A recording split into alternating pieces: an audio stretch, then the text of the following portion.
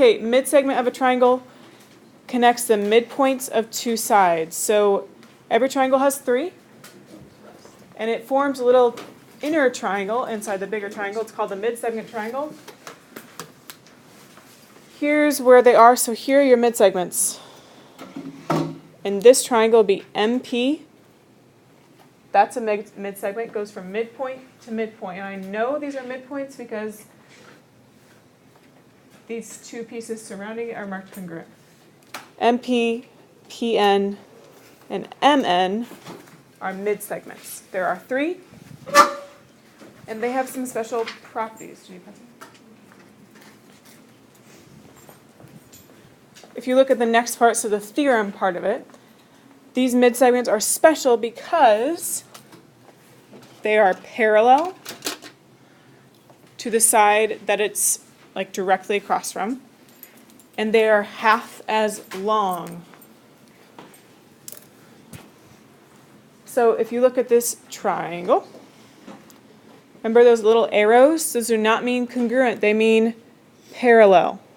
So these right here, those two sides are parallel, and the midsegment is going to be half the length of the side it's parallel to. So if this one is, if DE is 5, then what does AC have to be?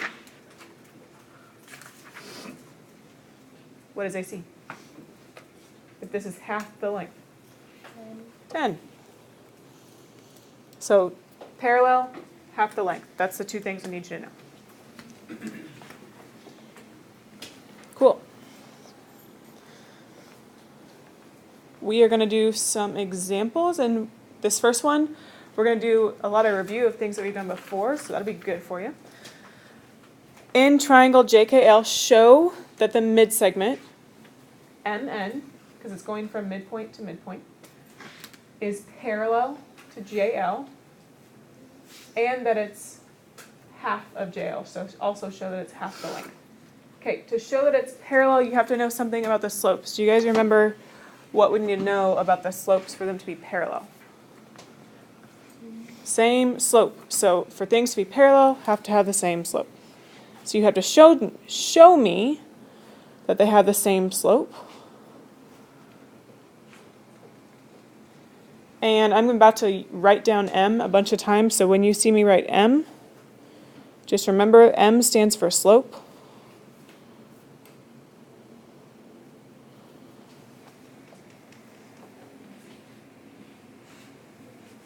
Cool.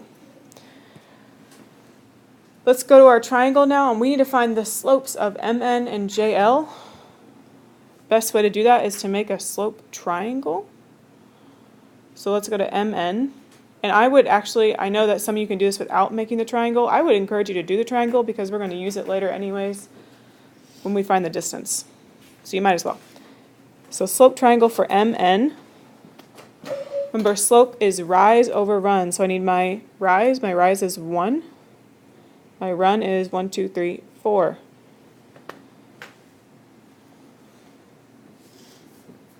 So if you need to jot it down, that slope is rise over run in case you forget. Rise would be the vertical, up and down. Run is horizontal, left to right. Okay, so my slope, M, of MN is 1 over 4, but is that line MN, is it positive, puff, puff, positive, or nice negative? It is negative, yep, because it's going down from left to right, so it should be negative 1/4. Okay, now we need to find the slope of JL. Make a slope triangle. Find the rise over run. Check, is it positive or negative? Looks like my rise is 2, my run is 8, but that is at what, positive or negative? Negative. So I'll write this one down. You have to actually write this stuff down. If you're showing it to me, it's not enough to just put it on the diagram. You actually have to write it out. So the slope of JL is negative 2 over 8. What can that simplify to? 1/4. So the slopes are the same, so they are parallel because they have the same slope.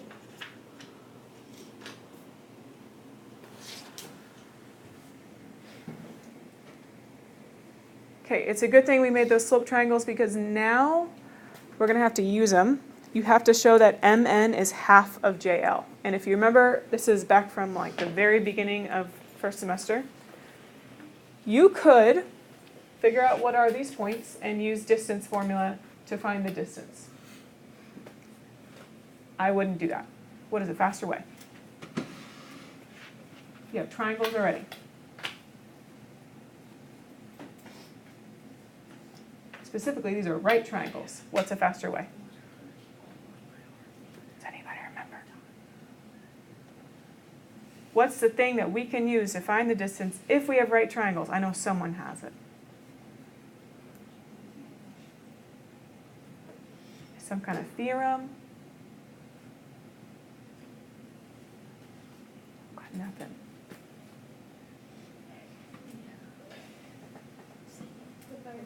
Thank you, Tori. Pythagorean theorem, yes. Which is a squared plus b squared equals c squared. So we're going to use that to find the distance because you already got right triangles, so why are you going to reinvent the wheel and use distance formula when that's where it comes from, is Pythagorean theorem. Okay, reminder, Pythagorean theorem is this beautiful thing, a squared, not that, not a squared equals b. A squared plus b squared equals c squared, which means that the sum of the legs squared equals the hypotenuse squared. So just a reminder for you, C is the longest side of the triangle, and it is across from the right angle. So that one, across from the right angle, is C. The other two sides are A and B. They're interchangeable. So just make sure that your hypotenuse is here. Cool. We're going to do this twice. One for MN, one for JL. Let's start with MN. My side lengths are 1 and 4. So 1 squared plus 4 squared equals, you could put C squared. I'm going to put MN squared. Please remember that exponents are not, this is not 4 times 2. This is repeated multiplication, 4 times 4. So 1 squared is what, please? 4 squared is, thank you for not saying 8. So 1 plus 16 equals MN squared. And so we have to have 17 equals MN squared. You're not done. You have to actually get MN by itself. It's not right now. Do you guys remember what is the inverse or the opposite of squaring something? How do you get rid of squared? Square root. Yep. So you take the square root of both sides. And this is where you're going to need your calculator.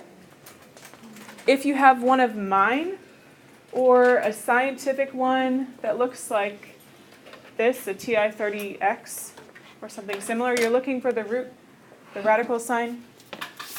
On my calculators, you'll get it by doing second, and then clicking the x squared button, because the radical sign is right above that. Or if you have a different calculator, you might just have a button for it, and then you just click that. But I need you to find the square root of 17. If you don't know how to use your calculator, it's not a big deal. If you can't find the button you need, just ask. I need you to actually find this yourself. The square root of 17, please.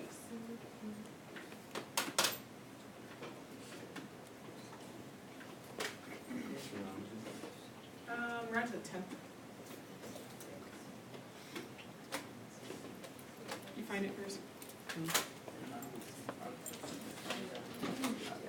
This is, you actually have a button for it, which is nice.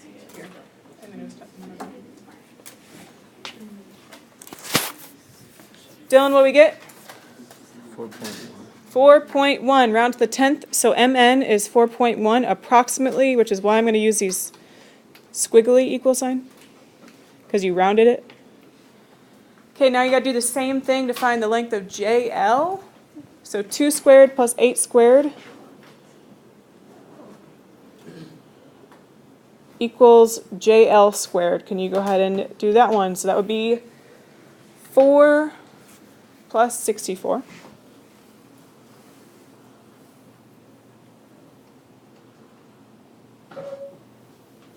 Which is 68. And then you still have a squared, so to undo the squared, you have to take the square root of both sides.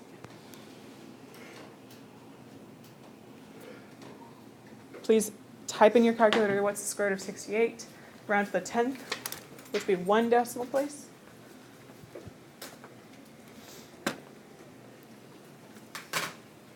Yeah, right there.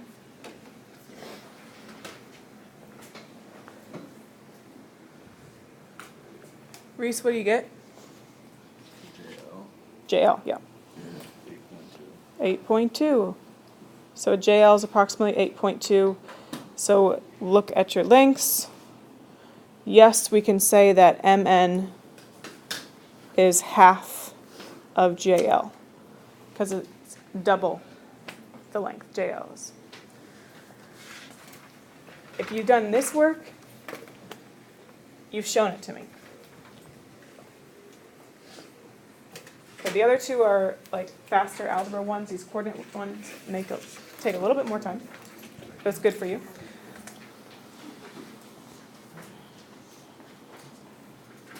Okay, next one I'm going to have you discuss. It says you have a large triangular window. In the diagram, DF and EF are midsegments. So we were told these two are midsegments of ABC. I would like you to find DF and AB. Can you please discuss with your partner what is DF, what is AB, how do you know that's correct? Go. Be able to explain to me how you know. Just by saying because it looks like it is not enough.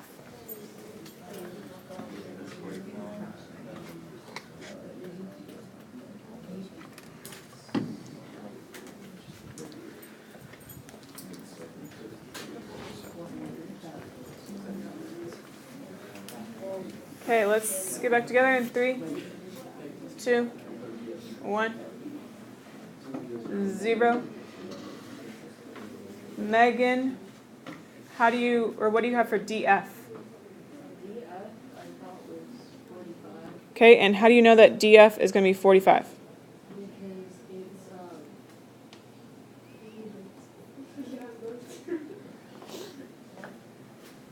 How do we know for sure? Right, so since DF is a midsegment, then we know it's half of what?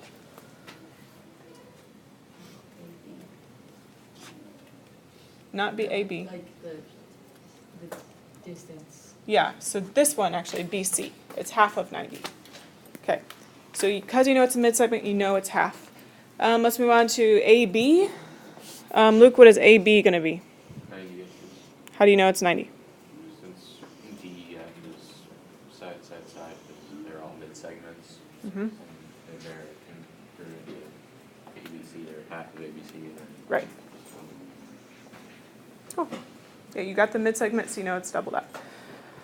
Okay, last one, some algebra for you. You know that EB is a midsegment of ABC. Find the value of x. So since EB is a midsegment, we know that it's half of the side it's parallel to. So we know that EB is 3x minus 4.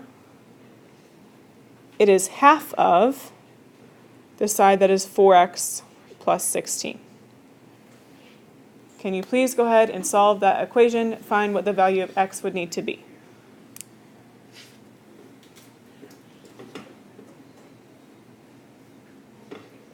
So you should start by distributing, please.